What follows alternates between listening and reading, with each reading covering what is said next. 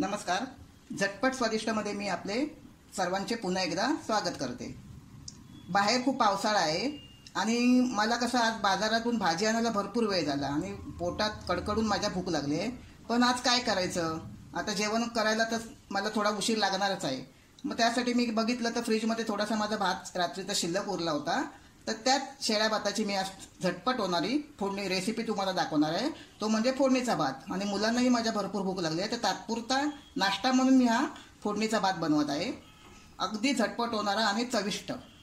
आता त्यासाठी लागणारे साहित्य, आता हा रात्रीचा माझा फोडणीचा भात आहे जो शिळा होता तो.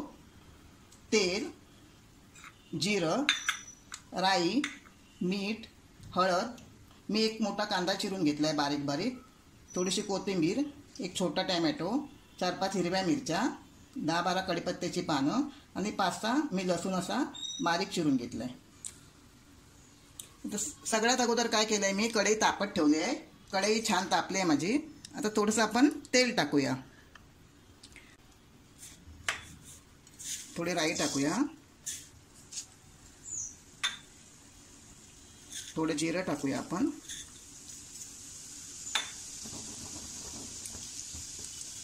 सात-आठ कढीपत्त्याची पानं मी अशी जरा तोडून टाकले. मी या 3-4 हिरव्या मिरच्या घेतल्या आहेत, लसूण,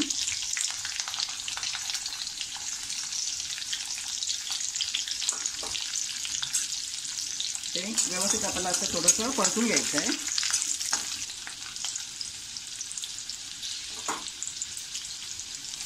कांदा टाकूया आपण,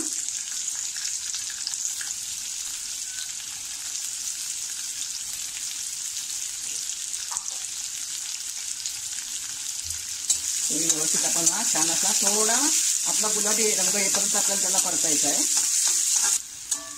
आपला कांदा छानपैकी असा परतून झाला आहे. आता आपण यामध्ये एक टॅमॅटो टाकूया. मी हा एक टमाटा घेतला आहे, तोही छान परतूया आपण. अगदी लहानांपासून मोठ्यांना आवडणारा हा फोडणीचा भात आहे. सगळ्यांना तो खूप आवडतो. अतिशय आवडीने लहान मुलं आणि मोठी माणसंसुद्धा हा भात खातात. मी थोडी कोथिंबीर टाकली आहे, ती सुद्धा आपण छान परतून घेऊया.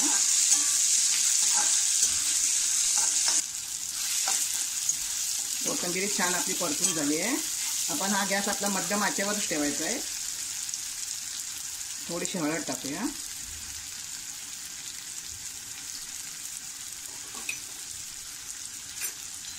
ते सुद्धा छान परतून घेऊया आपण. आता आपण हा भात घालूया. हा माझा शेळा रात्रीचा भात होता, पण मी काय केलं आहे, शेळा आपला जेव्हा आपण फ्रीजमध्ये ठेवतो तेव्हा भात चिकट होतो. मग मी थोडं पहिली एक त्याला कुकरला शिटी मारून घेतली आणि गरम करून घेतला भात. म्हणजे काय होतो, भात आपला सुठाही होतो आणि छान चवीलाही गरमागरम असा आपण फोडणीत टाकला की चवीलाही खूप छान लागतो.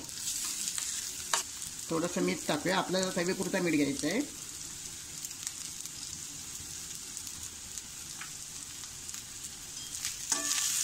छान परतून घेऊया.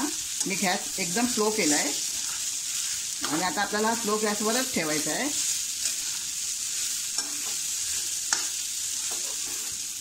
आपल्याला भात सतत असा ढवळत राहायचा आहे की जेणेकरून आपला भात कढईला चिकटू नये, कारण आपण तेल काही जास्त वापरलेलं नाही आहे त्याच्यामध्ये. म्हणून हा थोडा असा थोड्या वेळाने आपल्याला थोडासा असा छान असा परतून घ्यायचा आहे. बघा, छान आपला भात परतून झाला आहे. पूर्णपणे मी मंद गॅस ठेवला आहे आणि आता आपण झाकण ठेवून फक्त 2 मिनिटं त्याला ठेवायचं आहे. जर तुम्ही माझं चॅनल सबस्क्राईब केलं नसेल तर माझं चॅनल सबस्क्राईब करायला विसरू नका.